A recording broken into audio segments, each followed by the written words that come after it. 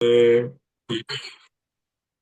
Gracias, Luis. Y gracias por unirse a esta sesión del café virtual. Recordarles que hemos concebido desde sus inicios este espacio como un encuentro entre los integrantes de la asociación para conversar sobre temas relevantes alrededor de los aerosoles. Y bueno, hoy tenemos, pues, digamos que el honor de compartir con Luis Ladino y Fernando García, dos colegas latinoamericanos que han venido trabajando dentro de sus áreas de investigación el impacto de los incendios forestales y contaminación transfronteriza por partículas. La conversación será guiada por nuestro colega Eric Velasco. Agradecerles, por supuesto, a Luis y a Fernando por haber aceptado esta invitación. Es una invitación a conversar más que una presentación magistral o una charla única. Lo que queremos es, a partir de sus experiencias, ir intercambiando conceptos, preguntas. Bajo la moderación de Eric, el micrófono estará abierto en distintos momentos. Así que bienvenidos y con esto, Eric, si quieres, te doy la palabra para presentar ya formalmente a Fernando. Muchas gracias, Juan Felipe, Fernando, Luis, muchísimas gracias por estar hoy con nosotros. Eh, iniciamos esta sesión del café virtual. Me da muchísimo gusto presentarles al profesor Fernando García. Él es profesor asociado en el Departamento de Ingeniería Civil, Construcción y Ambiental de la Estatal de North Carolina. eh, Su investigación versa en la simulación numérica en cuestiones de calidad del aire, cambio climático, con un enfoque hacia el diseño de políticas ambientales. Una de sus áreas de expertise de trabajo es el impacto de los incendios forestales en la salud pública. Por su parte, el doctor Luis Antonio Ladino es investigador del Instituto de Ciencias Atmosféricas y Cambio Climático de la Universidad Nacional Autónoma de México. Su campo de acción es en calidad del aire y sobre todo en la interacción entre los aerosoles y la formación de nubes. Él es un experto en la climatología, en el impacto de las partículas en el ciclo hídrico. Sin más por el momento, demos inicio a la plática. A toda la audiencia les pedimos que vayan formulando sus preguntas, comentarios. Vamos a abrir con unas preguntas que ya tenemos aquí nosotros. Mientras tanto, por favor, eh, piensen, planteen sus preguntas, nos las pueden poner en el chat o bien alzar la mano y nosotros coordinamos la interacción. Bueno, me gustaría empezar contigo, Fernando. Una pregunta muy general. ¿Cuáles son los efectos de los incendios forestales en cuanto a calidad del aire y salud pública? Muy bien, antes que nada, muchas gracias por la invitación. Es un gusto estar aquí con la asociación y hablar de este tema que es un tema que a mí me gusta muchísimo, tiene muchas dimensiones, dimensiones humanas, dimensiones ambientales, químicas. Entonces, el tema de los incendios forestales me gusta mucho. En general, en cuanto a efectos de los incendios forestales, hay efectos en cuanto a varios contaminantes, contaminantes regulados, los que conocemos todos, o diferentes contaminantes con efectos negativos. Se habla más de material particulado o los efectos de los incendios forestales sobre las partículas finas, pero también hay, de igual forma, hay efectos sobre ozono, hidrocarburos aromáticos, diferentes tóxicos, monóxido de carbono. Yo creo que el impacto depende de cómo lo vemos, ¿no? Puede ser sobre concentraciones de estas diferentes especies, puede ser sobre regulaciones y sobre los límites o recomendaciones que tenemos para contaminaciones o concentraciones de calidad del aire. Eh, También podemos pensar en términos de concentración total o exposición al público y la cantidad de contaminante a la que está expuesta cierta población. De igual forma, depende de la escala. Si pensamos en zonas cercanas a los incendios, las concentraciones pueden ser elevadísimas, pero si pensamos a escala regional, los impactos pueden ser menores, pero los efectos sobre salud pública pueden ser mayores porque se afecta una población mayor. Entonces, depende de cómo lo veamos. Aquí preparé un par de diapositivas que a lo mejor pueden servir un poquito para esto. Por favor, si nos las compartes. Y aquí voy a compartir, pensando en esto, recopilé un montón de diapositivas que tenía de diferentes lugares, de diferente gente, simplemente para resaltar algunos de estos puntos. A ver, voy a ver Por si favor, si debes de tener ahí la opción de compartir ya, listo. en una flechita en verde. Ahí estás ya. ¿Se ve ahí la presentación? No, todavía, ya, ahí está, ya la vemos. Pues simplemente hubo un reporte de Naciones Unidas hace un par de años hablando de los impactos de los incendios forestales. eh, Y me gustó este diagrama que presenta cómo impactan de muchas formas a la población, no solo calidad del aire, es uno de los impactos que está aquí señalado, pero en cuanto a las metas de desarrollo sustentable, muchísimas diferentes dimensiones, recursos acuáticos, cambio climático, por supuesto, pero también cosas como equidad de género, pobreza, muchas dimensiones. Aquí estamos hablando principalmente de calidad del aire, pero son muchas las conexiones que hay entre todos estos impactos. Y ya hablando voy a brincar un poco acá, sobre salud pública, hay muchos estudios que han encontrado asociaciones entre diferentes impactos a salud pública o diferentes enfermedades específicas, mortalidad o muerte prematura también, con diferentes correlaciones, algunas más fuertes que otras, pero evidencia de que las concentraciones o los contaminantes de incendios forestales tienen impactos importantes sobre la calidad del aire y diferentes números que se han usado para resaltar estos impactos. Este es un estudio, uno de los primeros que trató de ver a nivel global el impacto de incendios forestales, o en este caso, la categorización un poco más amplia, incluyendo diferentes tipos de quemas y de incendios, pero aproximadamente 340.000 personas por año que mueren prematuramente por las emisiones de este tipo de combustión de biomasa, con mucha variabilidad año con año. Entonces, hay estos números, hay otros números que podría mostrar aquí, números más bajos o específicos a ciertas zonas. Hace poco en el reporte ese de Naciones Unidas se habla de 30.000 muertes prematuras al año debido a incendios que van más allá de lo normal, que están fuera de lo normal, incendios descontrolados.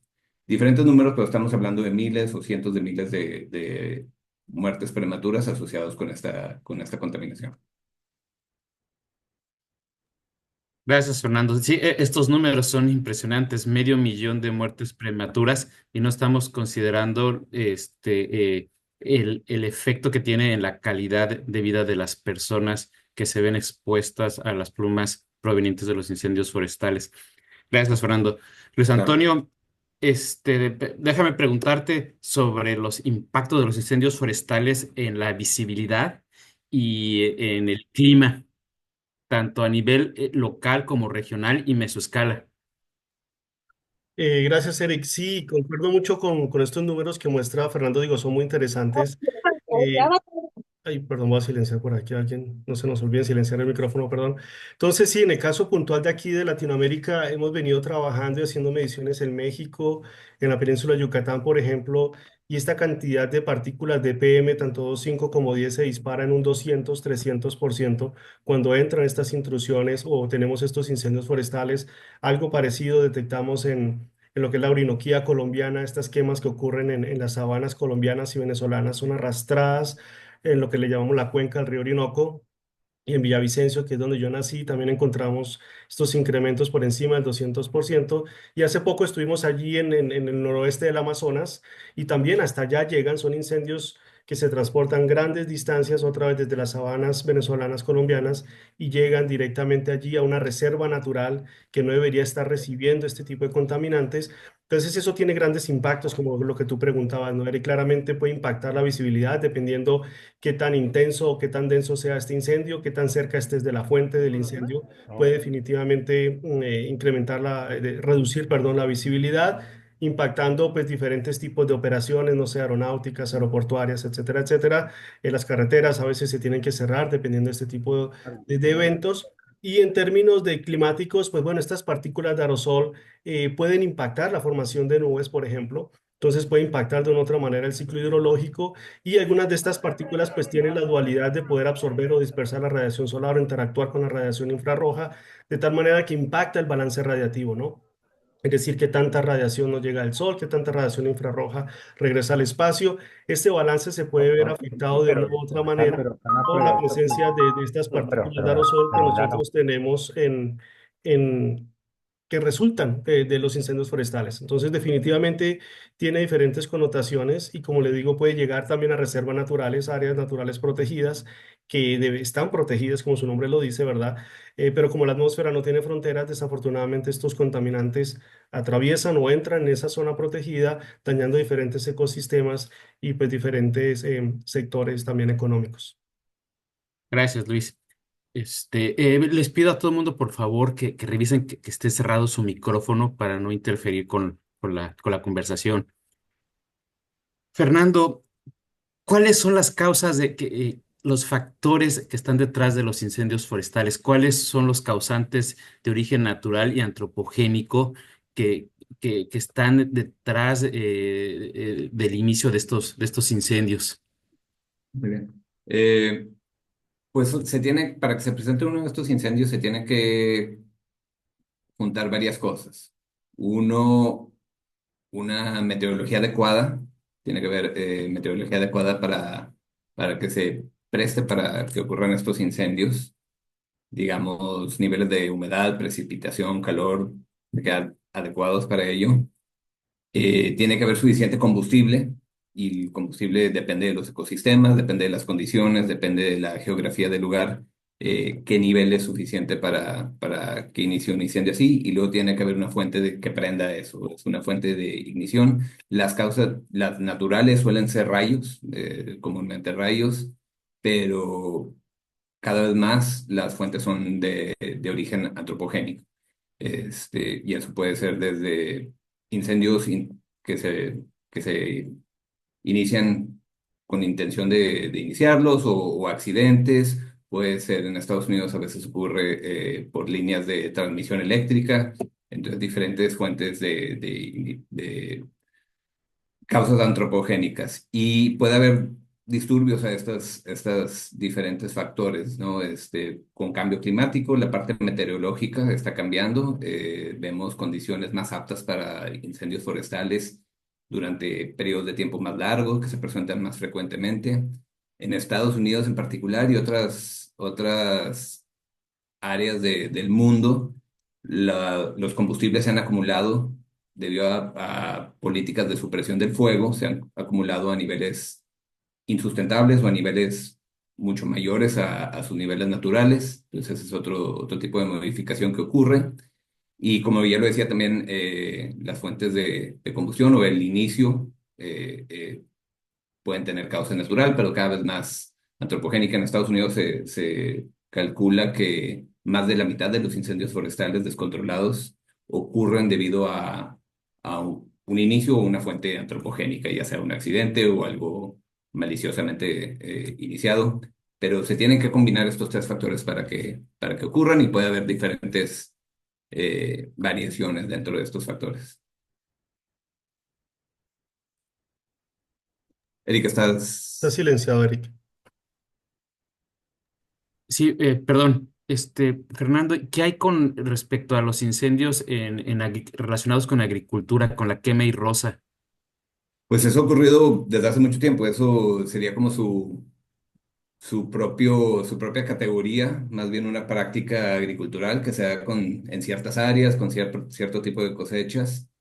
Hay conexiones entre ese tipo de quemas y otro tipo de incendios que ocurren quizá en áreas naturales, pero igual podemos partir los incendios o las quemas en muchas diferentes categorías, desde unas que son muy funcionales hasta otras que son completamente inesperadas. En tu trabajo has evaluado el impacto de los incendios prescritos. Así es. ¿Podrías platicarnos un poquito? Sí, y ahí sí puedo mostrarles un montón de fotos. Por favor, adelante. Porque ese tema me gusta. Vamos a ver. Y debería empezar también por señalar que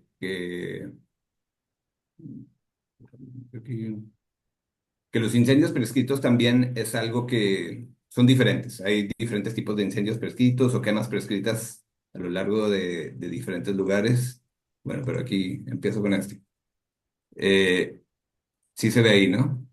Sí, sí, se ve muy bien. Entonces, la imagen de la izquierda es una imagen de, precisamente en este momento en Carolina del Norte y del Sur, en Estados Unidos, tenemos una serie de incendios descontrolados que están ocurriendo. Llevan quemando ya semanas, desde principios de marzo, algunos controlados, algunos todavía descontrolados, con impactos daño a propiedad, impactos sobre calidad del aire también. Eso es lo que se ve a la izquierda, pero también tenemos la mayoría de los incendios forestales que ocurren en el sureste de Estados Unidos, en Carolina del Norte, Carolina del Sur, son como lo que se ve a la derecha, que son los incendios prescritos, o las quemas prescritas. El propósito de este tipo de incendios es reducir los combustibles en estas áreas, manipular el fuego, básicamente, que en lugar de que pase lo que se ve a la izquierda, estemos constantemente quemando con quemas de baja intensidad, controladas en zonas más pequeñas, y así reducir los combustibles, prevenir que ocurran los incendios descontrolados severos que se ven a la izquierda. Y este es, por ejemplo, las quemas prescritas. El propósito principal es quemar los combustibles que están por debajo de los árboles, digamos. Ahí se ve una foto de un parque antes y después de una quema prescrita. Como se ve, los árboles quedan vivos, y se queman mucho de las hojas, de las ramas, de lo que está, de los combustibles que prenden más fácilmente. Eso es lo que se quema en una quema prescrita. Estas ocurren por todo el sudeste. De hecho, la foto que está aquí es de una quema prescrita que ocurrió.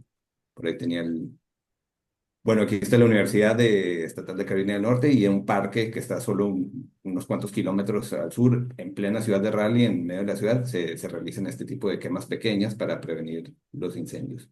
Y me voy a brincar acá, a ver, lo tenía por acá. Bueno, lo tengo. Podemos hacer evaluación de qué implica esto aquí está, para calidad del aire.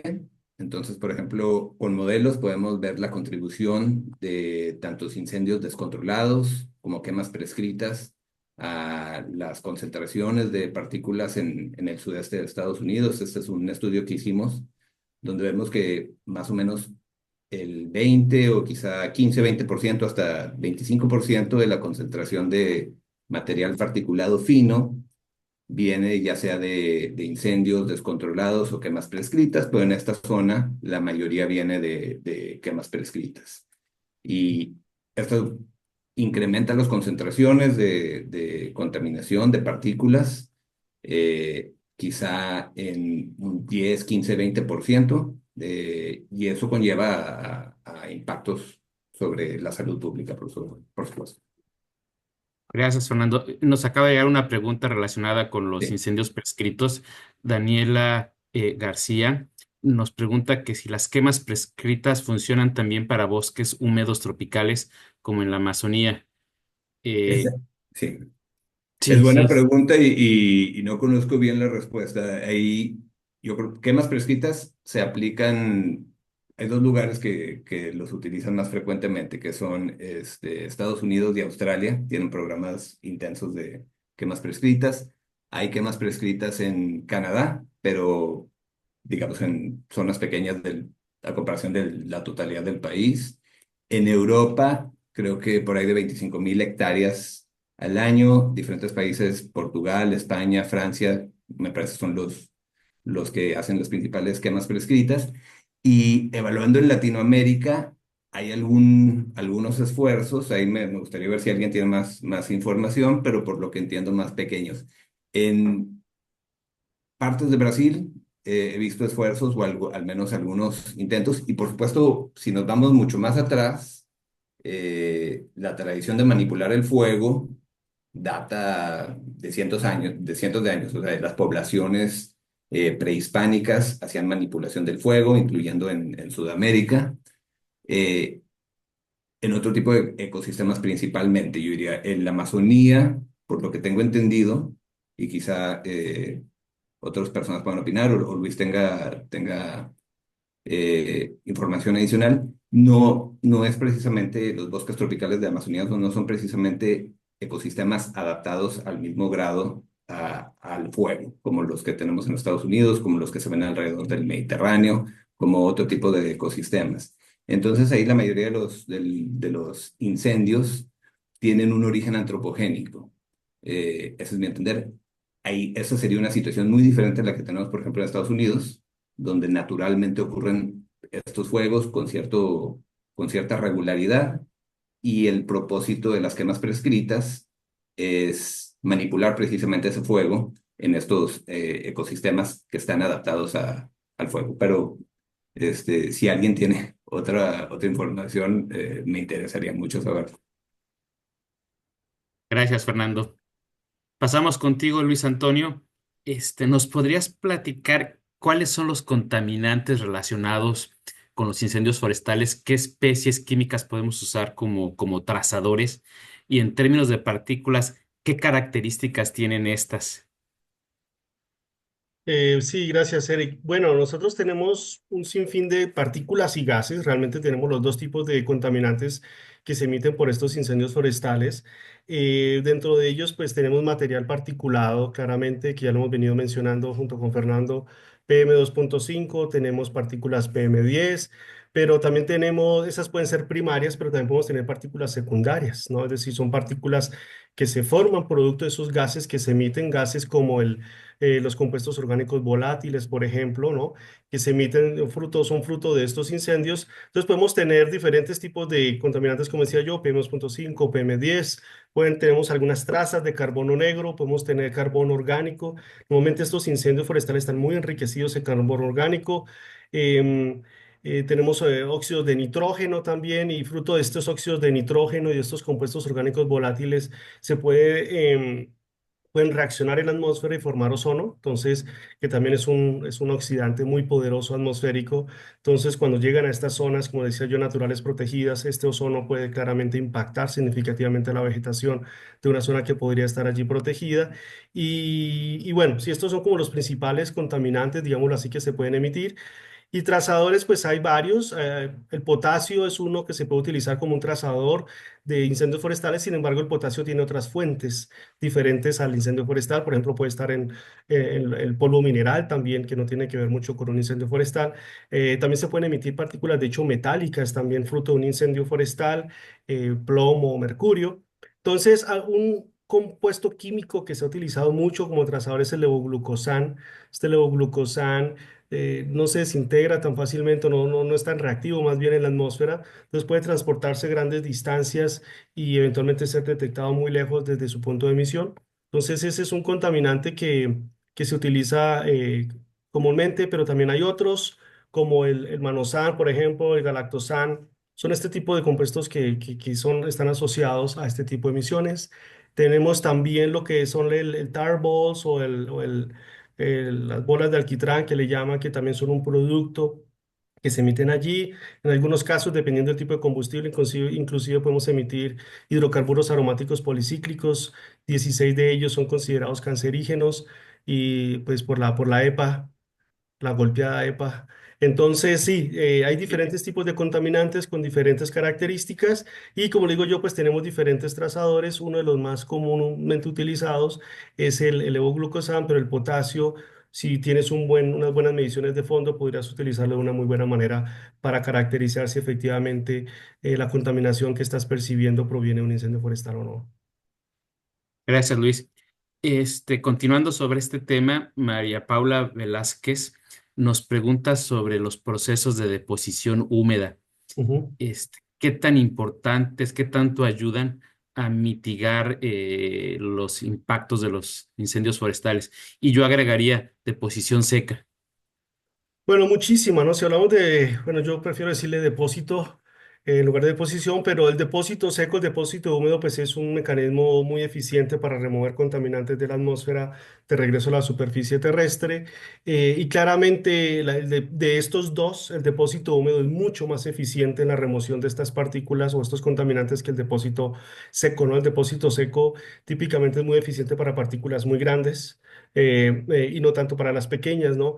Entonces, dado que también fruto de estos incendios tenemos las ultra fine particles o partículas ultrafinas que pueden estar allí asociadas, entonces quizá el depósito seco no sea tan efectivo, pero el depósito húmedo sí, realmente es un filtro que cuando llueve o tenemos una nevada, remueve todos estos contaminantes de la atmósfera y pues es muy, muy eficiente, no es muy efectivo en este caso. Entonces, en términos atmosféricos puede ser muy bueno porque los remueve de la atmósfera, pero pues solamente los va a depositar, ¿no? Los va a depositar en el suelo y depende de dónde caigan pueden tener un impacto, ¿no? O sea, si está cayendo en una zona, en un ecosistema que es muy sensible y pues se está llenando de todos estos contaminantes que se emitieron fruto de este incendio forestal, pues los puede impactar. Pero sí, efectivamente, el depósito húmedo que viene relacionado a las nubes y a la precipitación es un mecanismo muy eficiente para la remoción de estos contaminantes. Típicamente después de que hay una lluvia, normalmente la calidad del aire mejora muchísimo, tenemos cielos azules, podemos ver las montañas de fondo, etcétera, la visibilidad incrementa significativamente. Así que esa es una manera tangible de poder medir qué tan bueno es este mecanismo de remoción de partículas de la atmósfera como lo es el depósito húmedo, ¿no? Gracias, Luis. Perdón, antes de pasar con Fernando de nueva cuenta, nos acaba de llegar otra pregunta relacionada con este tema de Marco Uscuchagua. Nos pregunta si hay algún trazador particular para incendios en campos agrícolas. En campos agrícolas, no lo sabría yo ver realmente. Ahí sí creo que le quedo de ver la respuesta, porque depende también, o sea, mucho depende, la composición de las partículas que se emiten de un incendio forestal, pues depende del combustible, en gran medida, ¿no? Es decir, a veces pensaríamos que la composición química de un incendio aquí en México, en Colombia y en Argentina es idéntico, en el Amazonas, y no, claramente no, ¿no? Es decir, el combustible, la vegetación que hay allí que se está quemando es muy diferente y fruto de que el combustible es diferente, lo que se está metiendo en la atmósfera puede diferir, ¿no? Sin embargo, como yo le decía, lo que yo tengo entendido es que uno de los trazadores estrellas, independientemente del tipo de quema, es el levoglucosan, que digo, es el producto simplemente de madera, puede ser, no necesariamente un incendio forestal como tal, de diferentes quemas, productos de pirólisis, está el levoglucosan allí y entonces lo puede uno utilizar como un rastreador como un trazador, perdón. Lo que le digo porque no es tan reactivo en la atmósfera. El problema es que tenemos muchos otros. Acabo de ver allí alguien menciona los fertilizantes. Sí, los fertilizantes claramente pueden estar asociados, pero se pueden desintegrar muy rápidamente, ¿no? O sea, llegan a la atmósfera, se encuentran con el radical hidroxilo, con otros compuestos orgánicos, con el mismo ozono puede reaccionar y si o sufre mucho una degradación química o un envejecimiento atmosférico muy eficiente, pues cuando tú lo detectes lejos del punto de emisión ya no lo vas a ver. Sí, entonces sí pudo haber provenido de un incendio agrícola o de una quema agrícola, perdón, pero si donde tú lo estás midiendo ya ha pasado un tiempo suficiente para que estos trazadores o el trazador que tú estás colocando allí se degrade, pues ya de repente no lo estás viendo con la misma intensidad o de la misma manera que querías tú verlo, ¿no? Entonces puedes simplemente decir, no, no es un incendio agrícola y puede que sí, 100% agrícola, simplemente ese trazador que escogiste quizá no sea el ideal, ¿no? Gracias, gracias, Luis Antonio. Fernando, este, ¿cómo podemos detectar los incendios forestales? ¿Qué técnicas contamos para ello? ¿Cómo cuantificamos su extensión? Es buena pregunta y es una pregunta que tiene mucha incertidumbre, la detección de quemas, de incendios de diferentes fuentes de combustión de biomasa. Hay información de campo que podemos recabar de superficie mientras ocurre un incendio, mientras posterior a que termina un incendio. Comúnmente a nivel global se utilizan muchas herramientas y productos, diferentes herramientas y productos satelitales que detectan incendios y nos pueden dar indirectamente medidas de su extensión, de su duración, de su ubicación. Nuevamente, como decía, mientras comparamos diferentes herramientas, mientras comparamos diferentes inventarios, la incertidumbre es grande y las diferencias son grandes entre estas diferentes herramientas. Y posterior a los hechos, se puede hacer una integración, hay herramientas para integrar los datos que tenemos de campo con las detecciones satelitales, con sensores remotos y tratar de combinar estas dos fuentes de información, que es lo que se hace normalmente en Estados Unidos cuando queremos recabar un inventario, un historial de incendios forestales. Juntamos diferentes fuentes de información, diferentes productos, pero aún así, como decía, hay diferencias o hay incertidumbre en estos datos. Y para ya en cuanto a calidad del aire, o si estamos interesados en ver la extensión de los impactos de calidad del aire o de transporte de humo, hay otras herramientas que podemos utilizar, satelitales, para detectar el transporte de humo, tanto imágenes como otros sensores que podemos indirectamente medir, usar para indirectamente medir el grado de transporte o el transporte de estas emisiones. Gracias. ¿Nos podrías platicar un poco en tu trabajo de investigación cómo estimas las emisiones Así es. de los incendios? Platícanos un poquito también de los modelos numéricos que usas, cuál es el acercamiento, la metodología que sigues desde calcular la extensión del incendio, sus emisiones, eh, cómo se forman estas plumas y el impacto en la salud pública. Por favor. Estamos haciendo un análisis retrospectivo. Como decía, podemos basarnos en los inventarios que existen y en Estados Unidos se ha hecho mucho esfuerzo por tratar de mejorar los inventarios de incendios, donde recabamos información de sensores remotos y de campo y tenemos información acerca de la extensión del incendio en sí. También hay bases de datos con información acerca de los combustibles y la distribución geográfica de los combustibles. Eso se puede correr la información del incendio, la intensidad del incendio, su tamaño se puede correr por un modelo que con esa base de datos que incluye información de los combustibles genera un estimado de combustión de diferentes tipos de combustibles. Y luego tenemos que depender de factores de emisión que nos dan un estimado para diferentes especies de la cantidad que se emite por cantidad de combustible quemado y de ahí, después de todo eso, apenas empezamos ahí con el modelo de calidad del aire y esas emisiones las podemos correr por un modelo de calidad del aire. Nosotros usamos diferentes modelos para incendios pequeños o quizá para incendios específicamente, si estamos viendo específicamente uno, podemos correr esas emisiones por un modelo de dispersión y tener un estimado del impacto de calidad del aire sobre un área pequeña, local o regional. O también podemos correr modelos de calidad del aire regionales donde podemos incluir muchos incendios o aislar ciertos incendios y ahí mismo usar otro método de modelación numérica para también simular el transporte y en ese tipo de modelos también las transformaciones físicas y químicas que ocurren y así tener estimados de concentraciones para estos diferentes fuentes. Gracias, Fernando.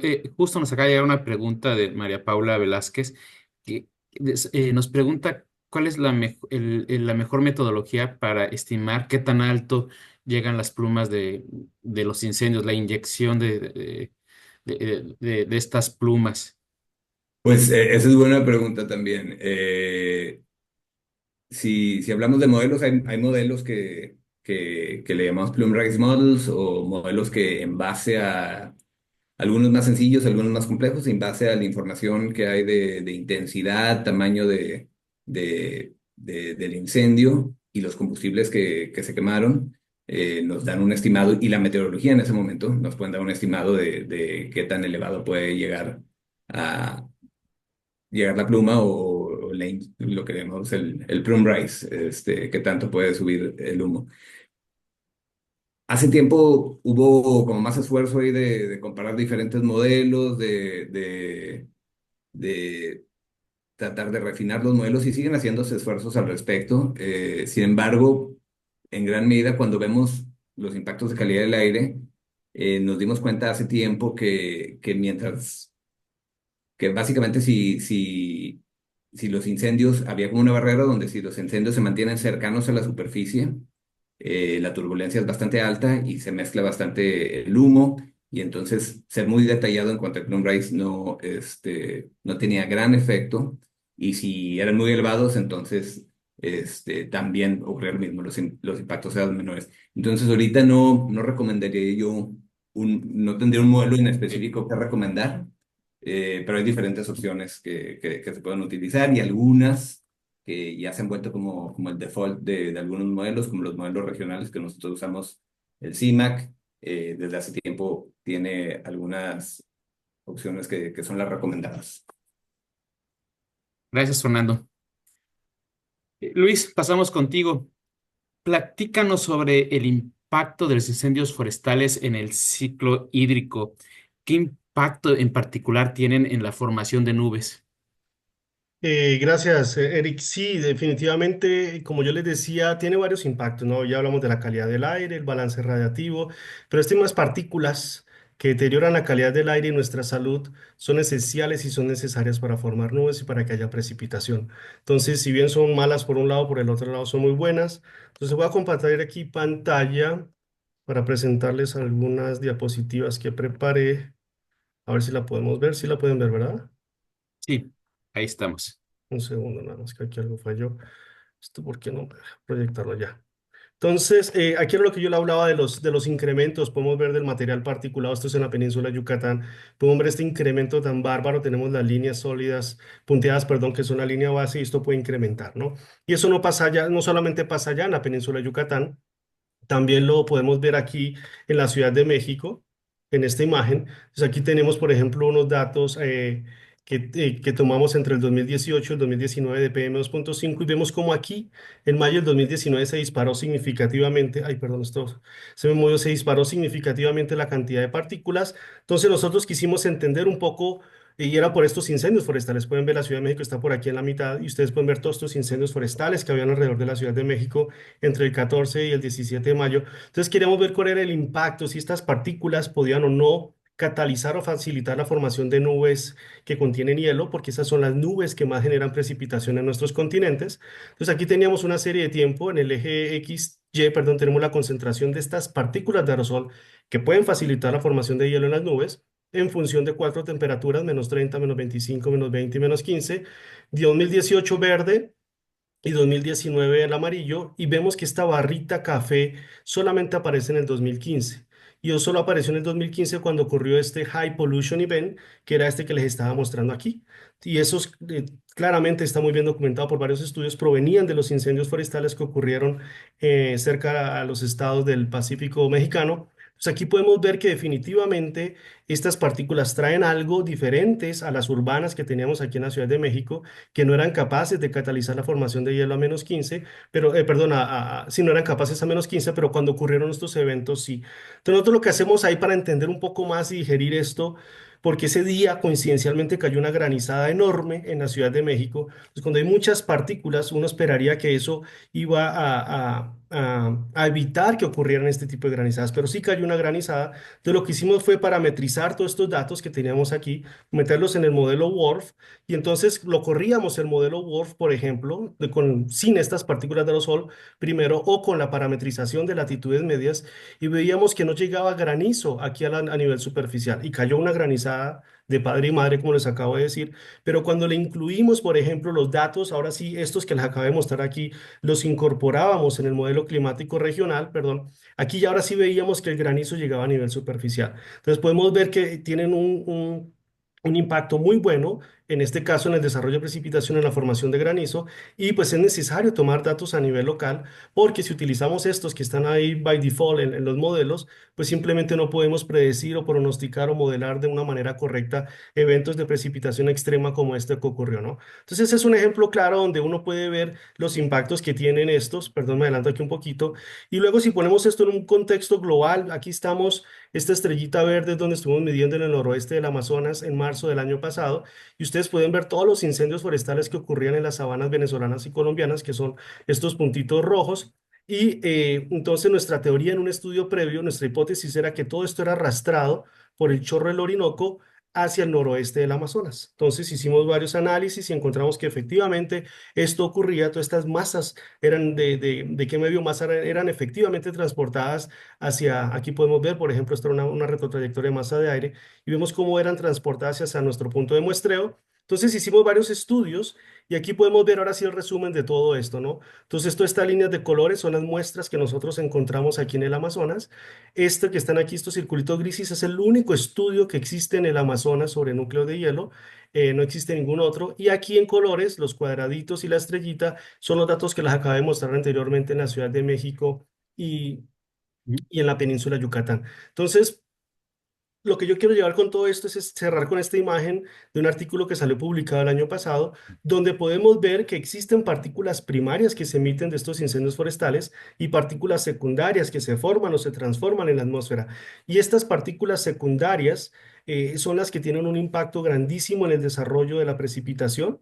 Las primarias tienden a suprimir la precipitación y estas secundarias, un poco más pequeñas, tienden a incentivar hacer que esta convección sea mucho más profunda y que lleguen hasta el tope de la troposfera, haciendo que estas nubes sean mucho más convectivas, más agresivas y pues generen mucha más precipitación. Entonces, realmente estos incendios forestales, la caracterización de ellos es necesaria porque juegan un papel vital y esencial en el ciclo hidrológico. Pero como yo les decía, si se dan cuenta en esa última imagen, donde yo ponía todo conjunto, lo del Amazonas, lo de Ciudad de México y Yucatán, son líneas diferentes porque el combustible es diferente. O sea, quema de biomasa no se puede tratar como una composición única, es una composición multicomponente que tiene características físicas y químicas, estos contaminantes muy diferentes, y en últimas esas diferencias impactan en la formación de las nubes. Entonces hay que tener mucho cuidado y no simplemente asumir que lo que se midió por allá en Alaska esa es replicable para Colombia o es replicable para el sur de Guatemala o algo así, porque definitivamente y probablemente ese no es el caso.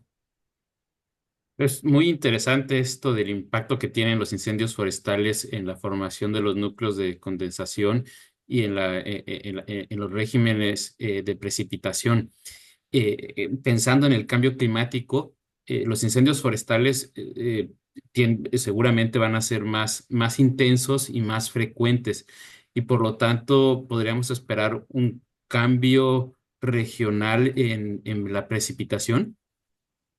Hay que tomarlo con pinzas porque sí, como tú lo dices, diferentes estudios proyectan que desafortunadamente bajo diferentes escenarios en el futuro vamos a tener sequías mucho más prolongadas y estas sequías se pueden traducir en más incendios de mayor intensidad o quizá en mayor número.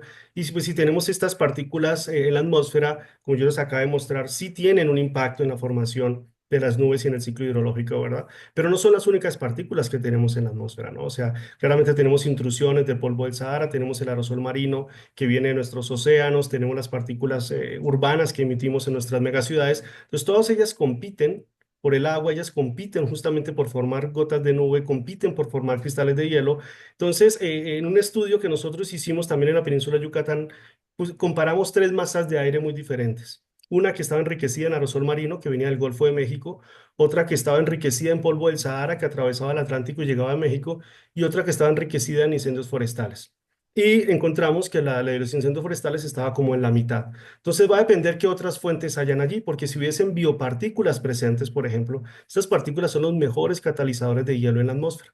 ¿sí? Entonces, si hay biopartículas en concentraciones importantes, tú puedes tener millones y millones de incendios forestales, pero realmente quienes van a controlar y regular la formación de hielo y por lo tanto la precipitación en ese lugar puntual van a ser estas biopartículas.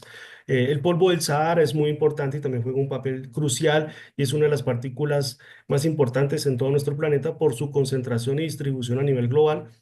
Entonces, como es una competencia, insisto, hay que tener en cuenta muy bien cómo ese aumento en los incendios forestales en el futuro o en las décadas por venir, cómo se van a comportar los rivales de las partículas de incendios forestales, ¿sí me hago entender? Entonces hay que tomarlo con pinzas porque uno diría que sí, podrían jugar un papel determinante, como pasó en Ciudad de México, ¿no? Le decía yo, tenemos partículas urbanas, tenemos un exceso de partículas de incendios forestales.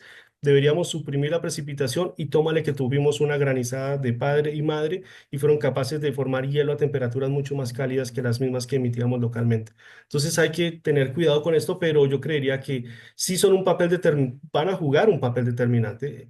Hay es que saber cuál y cómo, y para eso necesitamos muchas más observaciones e incluirlas en modelos regionales para poder entender cuáles son las diferencias entre un lugar y otro en función del combustible que se está quemando, ¿no?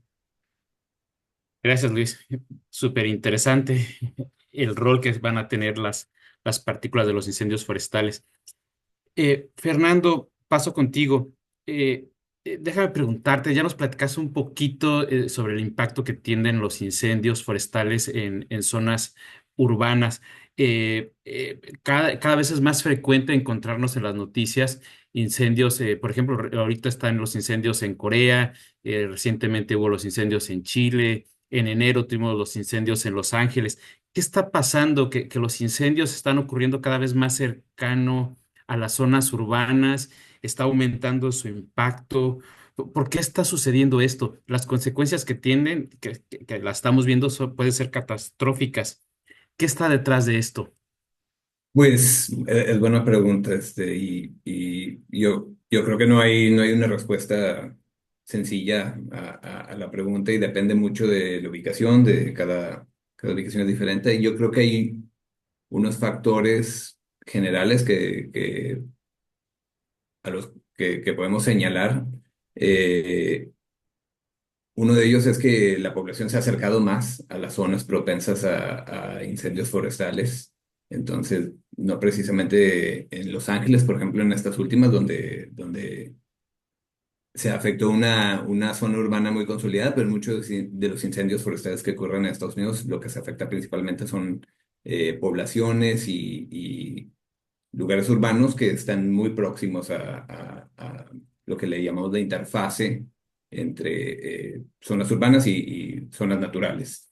Ese es uno. El otro, hay variabilidad meteorológica, hay periodos de sequía. Esos ocurren naturalmente con el cambio climático hasta cierto punto. Se están incrementando esas condiciones propensas para los incendios o para este tipo de evento.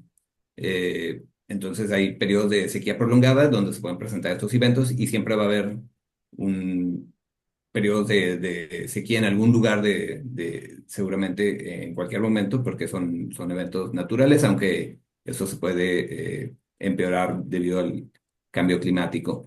También con el incremento de población, como decíamos, como comentaba anteriormente, se incrementan las probabilidades de que prenda uno de estos incendios por causas humanas, antropogénicas.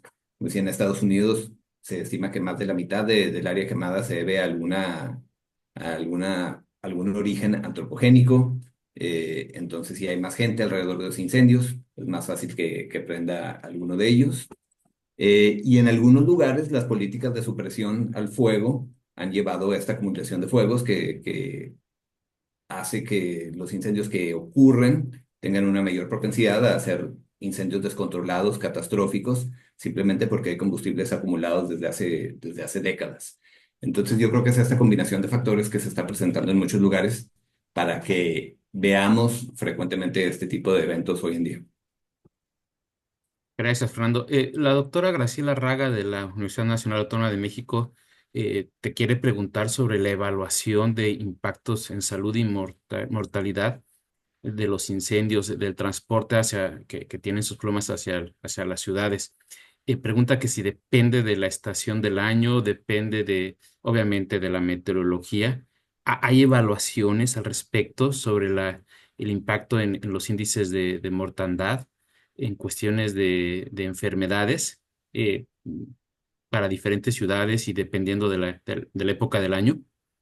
Sí, definitivamente. En diferentes ciudades el impacto es temporal, ¿no? Dependiendo de la naturaleza de los incendios de ese lugar. En Estados Unidos en específico, por ejemplo, la zona del sudeste, donde tenemos ecosistemas muy adaptados al fuego y la presencia muy fuerte de fuego y de estas quemas prescritas, eso ocurre a principios de año, cuando le llamamos la época de incendios. Eso es diferente en el oeste de Estados Unidos y va a ser diferente en cualquier región. Hay ciclos temporales que se ven ahí.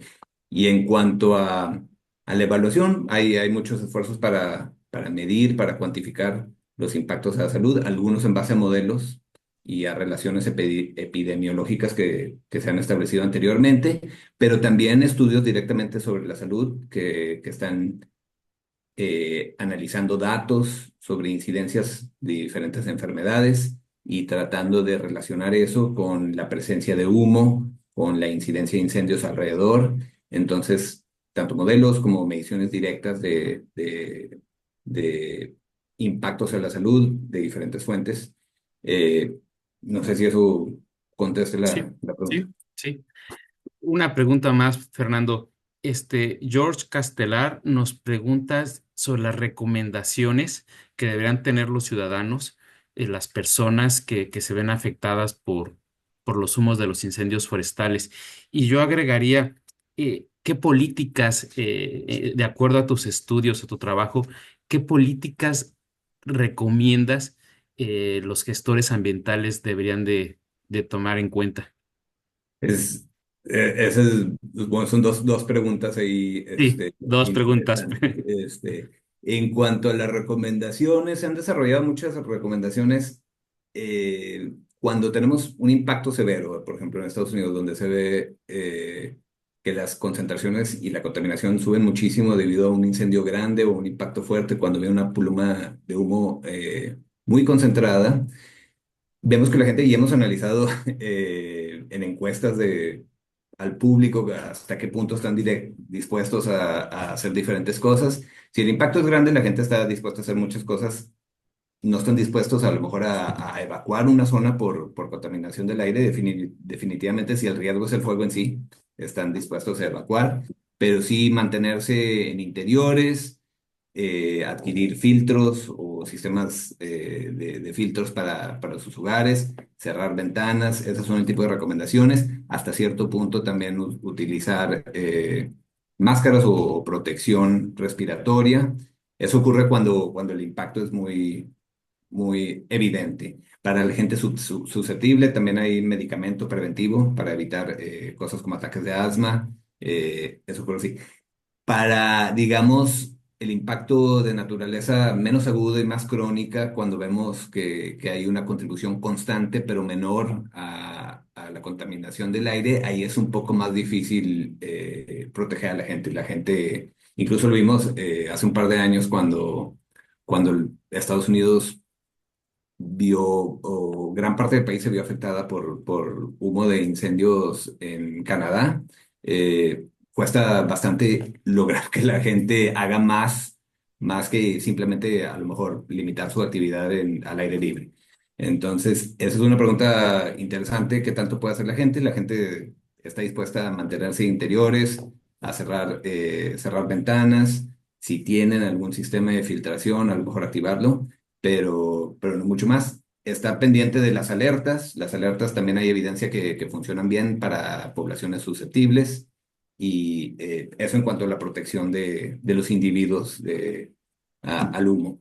Ya las políticas, eso creo que depende muchísimo, no hay una política que sea universalmente válida, depende muchísimo de la ubicación. Normalmente lo que se recomienda es desarrollar un plan de manejo de incendios que involucre tanto el manejo de combustibles como acciones de prevención pública, planeación.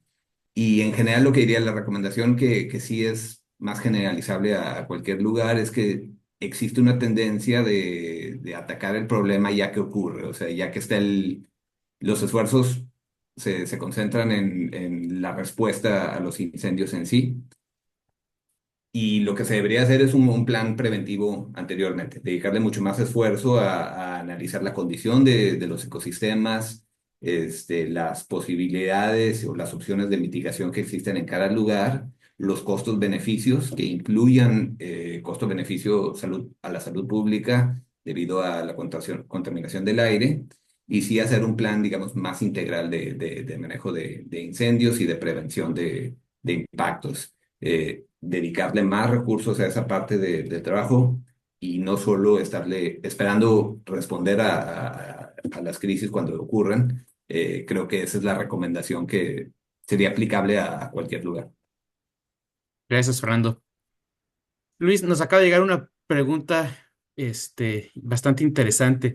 ¿Hay alguna relación entre los incendios, la frecuencia y la intensidad de los incendios forestales, de acuerdo a la presencia del niño o la niña en Latinoamérica?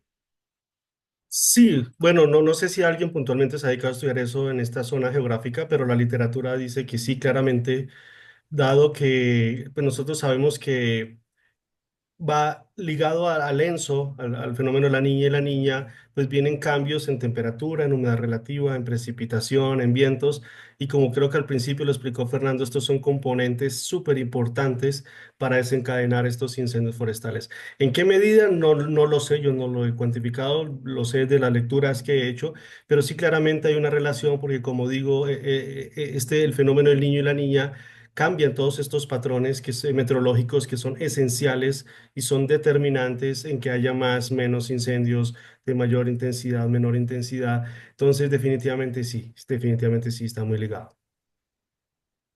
Gracias, Luis. Ya estamos llegando al fin de la sesión. Me gustaría cerrar la plática pidiéndoles a ambos que en un minuto nos den un mensaje final. ¿Cuál es el punto? ¿Qué mensaje les gustaría que nos quedáramos pensando, que nos lleváramos a casa de esta plática, de esta conversación? Empezamos contigo, Luis, que ya tienes abierto el micrófono. Bueno, gracias. Sí, no, yo simplemente decirles que desafortunadamente esta es una problemática ambiental que está aquí, que no se va a ir, se va a quedar y necesitamos juntar esfuerzos para entender realmente todos los impactos, algunos que los mencionamos el día de hoy, pero no todos. Y yo creo que como comunidad, como Alacea, como latinoamericanos, tenemos que unirnos y entender muy bien cuáles son los impactos que va a tener esto, porque como lo decíamos, la predicción es que esto va a incrementar o se va a acentuar aún más en las siguientes décadas. Entonces necesitamos entender muy bien todos estos impactos para lo que decía Fernando, no simplemente esperar a tener el problema, sino simplemente prevenirlo con tiempo. Y la única manera de prevenir es tener información. Entonces es allí realizar trabajo multidisciplinario de diferentes áreas, atacar este mismo problema, pero desde diferentes aristas, para, como decía yo, poder entender sus impactos, sus consecuencias y tratar de mitigarlo y minimizarlo desde antes de, ¿no? Entonces, yo creo que ese es el mensaje. Tenemos una comunidad muy variada, muy diversa, donde podemos atacar este problema desde muchas áreas, pero a veces trabajamos cada uno desde nuestra esquinita, desde nuestra universidad, desde nuestro escritorio. Entonces, que trabajemos en conjunto como comunidad y pues ataquemos este problema porque los gringos y los europeos no nos lo van a solucionar, ellos están en otros problemas, es nuestra responsabilidad y creo que podemos hacerlo. Claro, claro, completamente de acuerdo. Tenemos que tomar el toro por los cuernos, es nuestro trabajo como comunidad y tenemos que aprender qué es lo que está sucediendo en nuestra región y aportar información a los tomadores de decisiones, como dicen, para tomar medidas preventivas y saber cómo actuar al respecto. Fernando, tu turno, por favor. Sí, me gustó mucho lo que dijo Luis. El problema de los incendios a mí siempre me llama la atención que aunque mi enfoque sea la parte de calidad del aire, tiene tantas dimensiones y tantos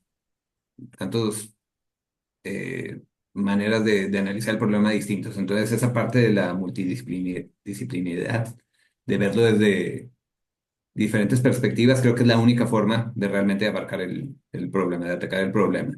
Si lo hacemos simplemente viendo la parte de calidad del aire, simplemente viendo la parte forestal, nos estamos perdiendo mucho de la información disponible y realmente no podemos llegar a una solución integral. Entonces, esa parte me gustó muchísimo. Ya específicamente para esta asociación que se enfoca en calidad del aire, también le recordaría a la gente que a pesar de que escuchamos mucho de la destrucción de propiedad o muertes directas de incendio, cuando vemos los impactos a salud pública y si hacemos una evaluación de las dimensiones de ese impacto, muchas veces son mayores a los demás impactos. Entonces, tener en cuenta que gran parte del impacto de los incendios forestales viene a través de la calidad del aire y salud pública y los problemas que están asociados a eso. Creo que es importante. Igual, como decía Luis, mucho trabajo por hacer y también destacar que para abarcar estos problemas se puede trabajar en conjunto, pero se necesita siempre conocimiento y experiencia local para cada situación. Y entonces es importante desarrollar esa experiencia y conocimiento que sea específica a cada ubicación. Fernando, muchísimas gracias. Sus dos conclusiones, las conclusiones de ambos son excelentes. Es exactamente lo que intentamos hacer en la asociación en Alacea, unir a la comunidad latinoamericana y tomar acción, hacer investigación para poder tomar acción informada al respecto. Con esto cerramos la sesión de hoy. Quiero agradecerles a ambos por su participación. Muchísimas gracias. A la audiencia, espero haber hecho todas las preguntas que nos hicieron llegar. Si por ahí se quedó alguna, una disculpa de antemano. Háganosla llegar por correo electrónico y nosotros se las enviaremos tanto a Luis como a Fernando. Paso el micrófono a Juan Felipe. Tiene algunos anuncios para cerrar ya completamente la sesión. De nuevamente, muchas gracias a todo mundo. Gracias, Eric.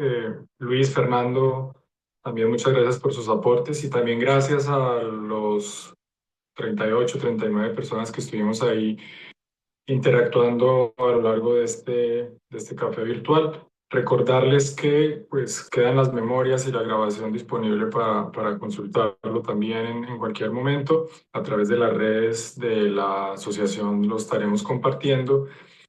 Y el próximo café virtual lo tendremos en el mes de junio, en la asamblea que tuvimos el año pasado en Brasil. En la asamblea anual hicimos una votación de temas para el café virtual entre todos los agremiados y el tema que corresponde en el orden es monitoreo de la contaminación por partículas como parte integral de la gestión ambiental. Entonces, estaremos abordando este tema en una conversación similar a la que tuvimos hoy, así que pendientes de las redes y los distintos medios de comunicación que tenemos en la asociación para conectarnos allí.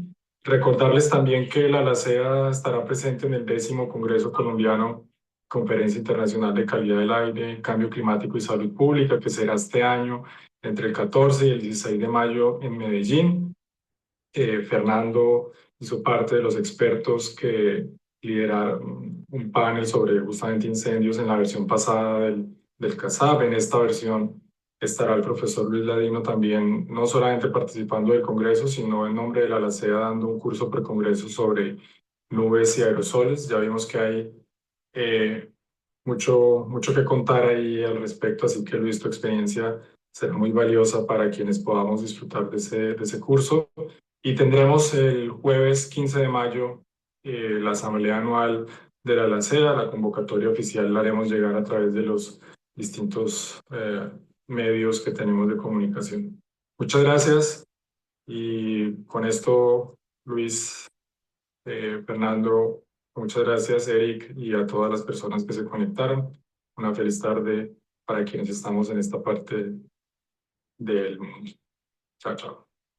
Muchas gracias. Gracias, gracias. Hasta luego. Chao, chao.